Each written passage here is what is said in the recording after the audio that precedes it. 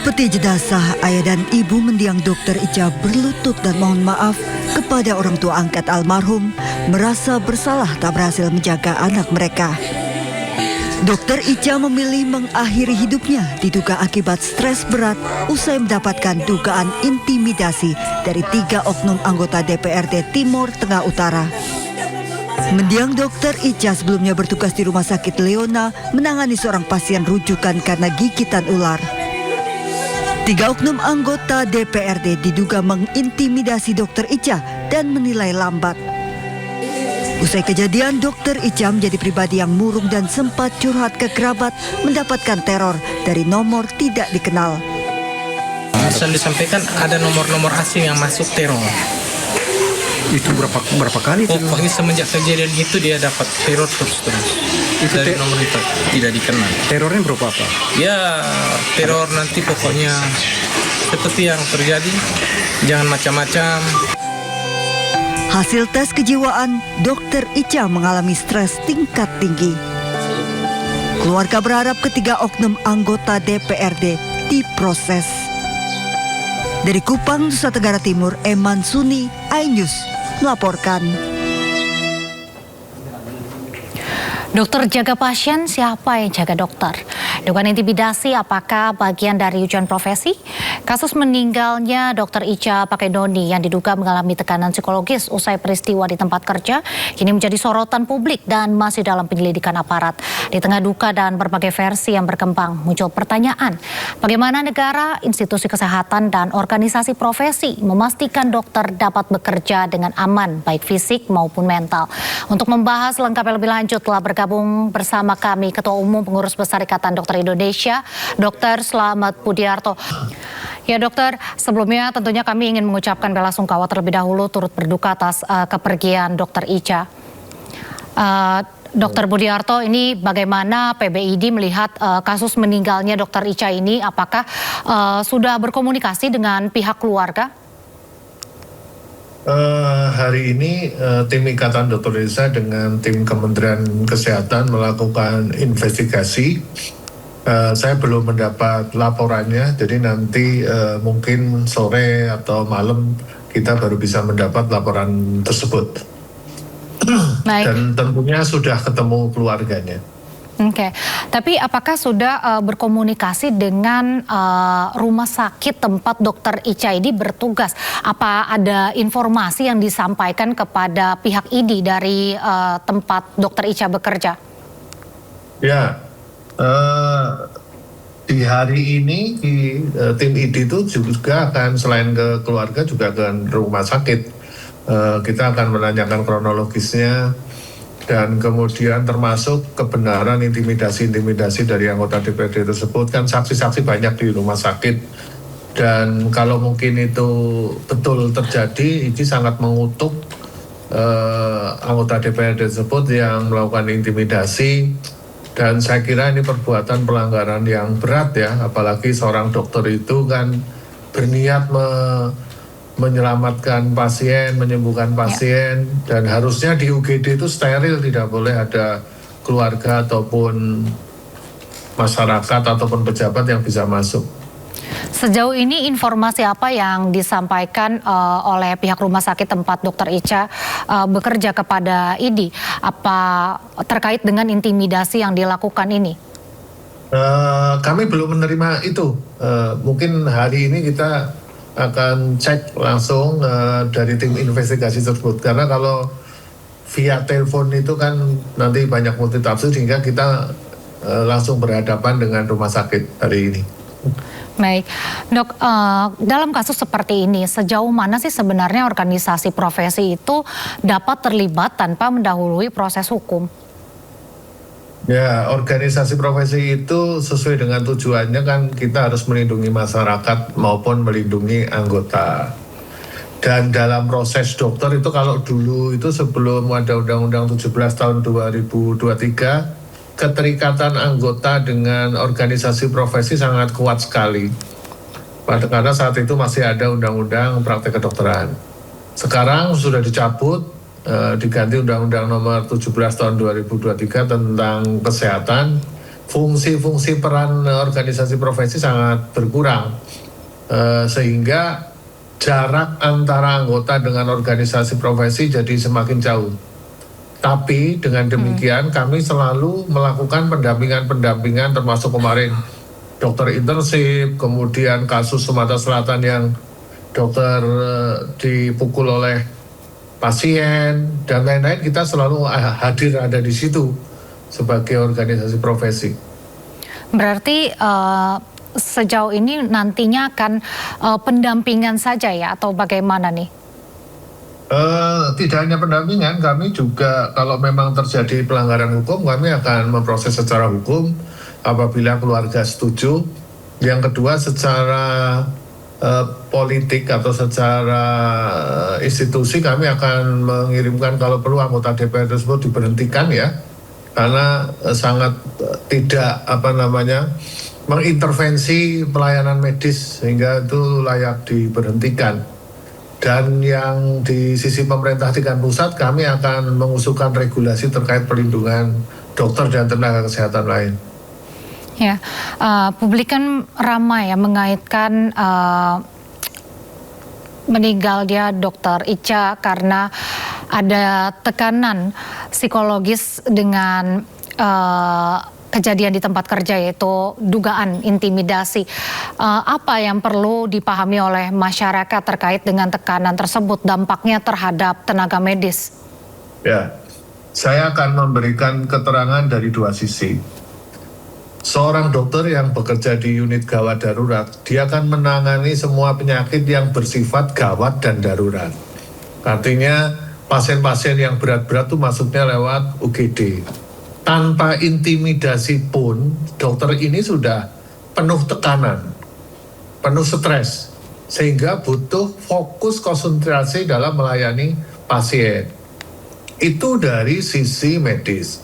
Dari sisi masyarakat, orang kalau sakit gawat darurat, dia juga gampang terpancing emosinya untuk agar pelayanan medis itu menginginkan sesuai dengan keinginan dari masyarakat. Sehingga disitulah mulai timbul konflik. Nah, konflik ini tidak terjadi kalau ada regulasi. Karena kalau di UGD di luar negeri itu kalau pasien sudah masuk, tidak boleh lagi ada keluarga maupun apalagi pejabat atau masyarakat tidak boleh masuk. Sehingga dokternya fokus untuk melayani pasien. Nah, di Indonesia itu UGD itu masih seperti, mohon maaf tanda kutip, kayak pasar gitulah. Boleh masyarakat boleh masuk. Nah, ini adalah kewenangan rumah sakit dalam membuat aturan di rumah sakit. Seharusnya begitu masuk UGD sudah selesai, sudah dilayani, sudah bisa diselesaikan kegawat daruratannya, baru keluarga bisa berkomunikasi dengan seorang dokter. Sehingga keinginan kita harusnya saling memahami dan rumah sakit harus bisa melindungi dokter yang ada di UGD tersebut. Masyarakat, saya juga memahami masyarakat. Masyarakat itu harapan terhadap dokter itu sangat tinggi sekali, sehingga mereka menganggap kalau datang ke dokter itu pasti sembuh atau bisa diselamatkan. Manakala tidak sesuai dengan harapan, timbullah tuntutan, timbullah intimidasi dan lain-lain. Padahal seorang dokter hanya berusaha maksimal menggunakan keilmuannya, menjalankan standar profesi. Kalau sudah itu dijalani, selesai. Apakah itu pasien meninggal ataukah sembuh, itu selesai. Dan jangan dikira kalau seorang dokter pasiennya tidak sembuh, itu juga sedih. Kalau pasiennya dokter meninggal, itu juga sedih, sama seperti keluarga. Nah, itu yang belum dipahami oleh masyarakat. Sehingga masyarakat juga harus memahami tugas-tugas seorang dokter, apalagi di UGD yang penuh dengan tekanan. Baik dok, ini kan banyak dokter yang mengatakan intimidasi verbal di fasilitas kesehatan itu sebenarnya bukan hal baru ya. Tapi seberapa sering sebenarnya tenaga medis itu menghadapi tekanan dari keluarga pasien, bahkan mungkin pejabat ataupun pihak lain lah gitu? Ya, sangat sering sekali dan bisa dicek di YouTube, di Google. Itu banyak sekali tenaga kesehatan, tenaga medis yang diintimidasi oleh pejabat, oleh pimpinan daerah, maupun pimpinan di tingkat pusat. Seharusnya itu tidak boleh dilakukan. Nah, ini kan sangat memprihatinkan kalau seorang dokter dilakukan intimidasi. Misalnya di rumah sakit milik pemerintah, tentunya direktur utama juga takut sama pejabat, takut diganti, sehingga mereka membiarkan saja. Tapi dari sisi politik, kalau pejabat atau anggota DPR marah-marah, ini pelayanan kurang bagus, itu kan seolah-olah membela masyarakat, padahal itu tidak boleh seharusnya. Karena itu tindakan medis itu harus didiskusikan secara privat, bukan konsumsi untuk diviralkan seperti itu. Nah, lalu apakah selama ini dokter-dokter yang mungkin mengalami tekanan atau intimidasi punya mekanisme perlindungan jika mereka mendapat tekanan saat tugas gitu? Ya, ID sudah membuat hotline 24 jam untuk semua dokter, baik yang lagi sekolah, kemudian dokter yang ada di UGD, di puskesmas, maupun dokter spesialis yang ada di rumah sakit. Kita sudah membuat hotline agar bisa dilakukan tindakan pencegah oleh Ikatan Dokter Indonesia. Oh, jadi saat mereka mengalami hal tersebut, mereka menghubungi hotline tersebut atau ada bentuk perlindungan lain? Ya, jangankan intimidasi, tidak digaji berapa bulan pun bisa lapor lewat situ. Baik, dok, kalau misalnya seorang dokter mengalami tekanan mental ya akibat situasi di lingkungan kerja ini, apakah sistem kesehatan atau perlindungan kesehatan kita ini sudah punya jalur pendampingan psikologis yang efektif? Sampai saat ini belum, dan ini kewenangan dari Kementerian Kesehatan untuk mengatur hal tersebut. Dan harus kita pahami, walaupun pendidikan dokter itu sangat keras, panjang, dan melelahkan, tapi dokter itu juga manusia, bisa stres setiap saat. Akibat, sekarang begini, tidak usah diintimidasi, pasien meninggal, padahal tidak salah, itu stres juga bagi dokter. Pasiennya tidak sembuh, itu stres juga kepikiran. Jadi sebenarnya untuk menjadi seorang dokter itu empatinya kan sangat tinggi sekali, tapi ya kadang masyarakat, pejabat itu tidak memandang itu. Profesi dokter kan sangat dipagari dengan kode etik kedokteran yang sangat ketat, seperti itu. Ya, dok, sekarang itu ada tidak sih standar nasional perlindungan medis untuk menghadapi konflik di ruang pelayanan? Belum ada. Dan biasanya pihak rumah sakit yang melakukan itu, karena yang mempunyai institusi rumah sakit itu kan direktur rumah sakit. Jadi kalau rumah sakit daerah, pemiliknya adalah pemerintah daerah. Jadi ya itu kadang pelayanan medis dimasukkan dalam ranah politik, ya kadang seperti itu. Mereka pengen mendapatkan citra dengan memarahi perawat, dokter, itu ratingnya naik. Nah, itu kan harusnya tidak diperbolehkan.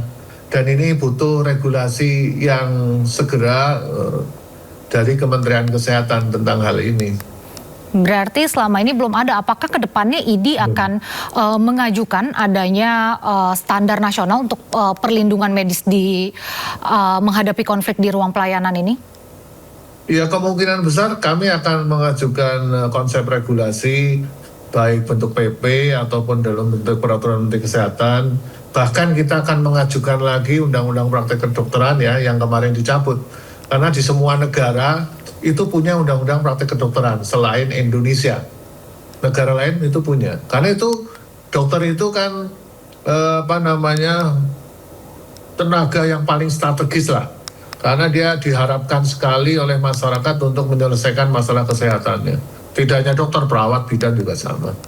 Baik, terakhir dok, apa yang ingin disampaikan ID kepada dokter-dokter muda yang mungkin saat ini merasa takut dan cemas setelah mengikuti kasus ini? Ya, kami menyampaikan pada anggota ID, ya, khususnya untuk yang dokter-dokter UGD, memang betul bahwa pekerjaan Anda tekanannya sangat kuat. Tanpa intimidasi pun, yang pasien-pasien yang ditangani itu adalah pasien-pasien yang gawat darurat. Sehingga harus bersabar, niatkan untuk menyelamatkan pasien, menyembuhkan pasien berdasarkan standar profesi yang ada. Dan kalau ada masalah, segera lapor ke Direktur Utama Rumah Sakit. Kalau memang terjadi gap dengan rumah sakit, silakan lapor ke Ikatan Dokter Indonesia. Untuk masyarakat, kami menghimbau harapan jangan terlalu besar kepada dokter. Yang bisa dilakukan oleh dokter adalah kami berusaha maksimal sesuai standar profesi. Kalau itu gagal pun dokter juga sedih. Kalau pasien itu berhasil sembuh atau nggak meninggal juga dokter ikut bergembira. Jadi ID meminta pemahaman masyarakat bahwa yang dilakukan dokter adalah usaha maksimal seperti itu. Baik. Tidak menjanjikan hasil. Baik, ya kasus ini masih dalam penyelidikan hingga kini dan kita berharap penyelidikannya berjalan transparan dan memberi kejelasan bagi keluarga maupun publik. Semoga keluarga yang ditinggalkan juga diberikan ketabahan dan untuk seluruh tenaga kesehatan yang setiap hari berusaha menyelamatkan nyawa, semoga selalu mendapat perlindungan dan rasa aman dalam bertugas. Terima kasih untuk Dr. Pudiarto telah berbagi bersama kami dan terima kasih juga atas waktunya.